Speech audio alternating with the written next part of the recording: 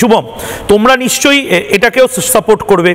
Mamata Bandyopadhyay SIR স্থগিত করে দিতে চাইছেন। কারীরা বেরিয়ে গেলে বা ভুয়ো ভোট বেরিয়ে গেলে নিশ্চিতভাবেই কোনো একটা বিশেষ রাজনৈতিক দল সুবিধা পাবে কিনা এটা নিশ্চিতভাবে কেউ বলতে পারে না।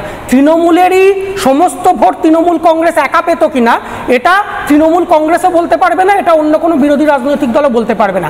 কিন্তু যেটা বিষয় সেটা হচ্ছে আজকে আমার যে ৮০,৬৮১ আমাদের রাজ্যের বুথ, তার মধ্যে ৬১,০০০ হচ্ছে রুরাল বুথ, গ্রামীণ বুথ। সেই ৬১,০০০ গ্রামীণ বুথের অ্যাবসলিউট কন্ট্রোল এই এনুমারেশন ফর্ম জমা নেওয়ার প্রক্রিয়ায় সেটা যে তৃণমূল কংগ্রেসের হাতে চলে গেছে এটা নিয়ে কোনো সন্দেহ নেই।